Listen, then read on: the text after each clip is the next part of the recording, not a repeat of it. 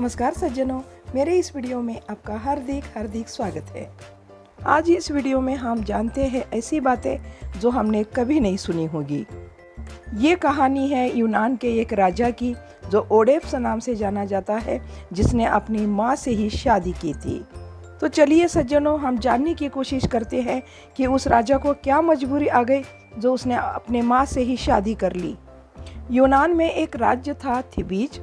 इसके राजा लायस तथा रानी जोकास्टा के कोई संतान नहीं थी। काफी मिन्नतों और प्रार्थनाओं के बाद उन्हें पुत्र की प्राप्ति हुई थी, पर यह खुशियां ज्यादा दिन नहीं रह सकी। एक भविष्यकर्ता ने भविष्यवाणी की कि उनका पुत्र पिता का हत्यारा बनेगा और अपनी ही माँ से वह विवाह करेगा। यह भविष्यवाणी सुनकर दोनों पति पत्नी बहुत आतंकित हुए और उन्होंने अपने ही बेटे के हाथ पैर बांधकर सिथेरन पर्वत पर उसे फिकवा दिया। परंतु कहते हैं ना, भगवान की हमारे ऊपर कृपा हो तो हमारा कोई भी कुछ भी बिगाड़ नहीं सकता। शिशु को पहाड़ों पर फेंकने का जिसको आदेश दिया गया था, उसे नन्हे शिशु पर बहुत दया आ गई और ऐसा अमानवीय कार्य करने की उसकी बिल्कुल इच्छा नहीं हुई। वह उस शिशु को वहां के पड़ोसी राजा पोलीबस, जिसको कोई संतान नहीं थी, उसको इस बालक को उन्होंने सौंप दिया था। बालक के पांवों को रस्सी से बांधने से उसके पांव में ठेढ़े और सूजन भी आ गई थी। ऐसे बालक को देखकर पोलीबस राजा के मुंह से निकला इडिप्स, अर्थात सूजे पैर वाला, और यही नाम उसका लास्ट तक पड़ गया। समय के साथ इडिप्स को पोलीबस राजा के संरक्षण में बड़ा होने का अवसर मिल गया। एक बार उनके दरबार में एक समारोह में एक अतिथि ने यह कहकर मजाक उड़ाया कि इडिप्स तो राजकुमार है ही नहीं, यह तो कहीं से पड़ा हुआ पाया गया है। यह सुन इडिप्स का दिमाग चकरा गया। सीधे किसी को भी न बताते हुए वह अपना भविष्य पूछने के लिए विश्व प्रसिद्ध अपोलो के भविष्यकर्ता के पास पहुंच गया। अपोलो के भविष्यकर्ता ने इडिप्स को यह चेतावनी दी कि वह माता पिता की खोज ना करे, नहीं तो तुम्हारे से पिता की हत्या होगी और तुम माँ से ही शादी करोगे। यह सुनकर इडिप्स बहुत घबराया और उसने निर्णय लिया कि अब वापस कोरिथ और पोलीबस राजा के पास वह नहीं जाएगा। यह सोचकर वह इधर उधर भटक रहा था।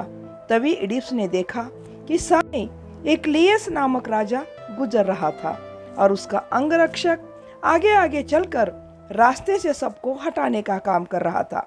इडिप्स ने तो मार्ग दिया ही नहीं। तब वह अंगरक्षक इडिप्स से तकरार करने लगा। इडिप्स का अपमान हो रहा था। इडिप्स ने क्रोध में आकर लेस राजा के अंगरक्षक की हत्या कर दी। यह देखकर राजा लेस को भी बहुत गुस्सा आया और उसने इडिप्स पर वार करना शुरू किया। परंतु इस युद्ध में राजा लेस की मृत्यु हो गई। और पर यह लेस राजा और कोई नहीं था, उसका पिता ही था। अनजाने में ही उसके पिता की हत्या इडिप्स के द्वारा हो गई थी। अब इडिप्स इधर उधर भटकते भटकते थिबीज राज्य में आ पहुंचा, जहां उसका जन्म हुआ था। वहां जाने पर उसको पता चला कि इस राजा के राज्य की कुछ ही दिन पहले मृत्यु हो गई है। उसने वहां देखा कि राजा के मारे जाने से स्पिक्स नामक एक दैत्य वहां के लोगों को बहुत परेशान कर रहा था। इसीलिए थिबीज के मंत्रियों ने घोषणा की थी कि जो व्यक्ति इस दैत्य से हमें छुटकारा दिलाएगा, उसको यहाँ का राजा बना दिया जाएगा और उसी के साथ यहाँ के मृत राजा की रानी से भी उसका विवाह करवा दिया जाएगा। इडिप्स ने यह घोषणा सुनी और उसने निर्णय लिया कि वह इस जनता को इस दैत्य से छुटकारा जरूर दिलवाएगा। यह इच्छा जाहिर करते ही उसको महाभयंकर स्पिक्स दैत्य के साथ भेजा गया। स्पिक्स का डरावना रूप देखकर इडिप्स को थोड़ा डर तो लगा ही।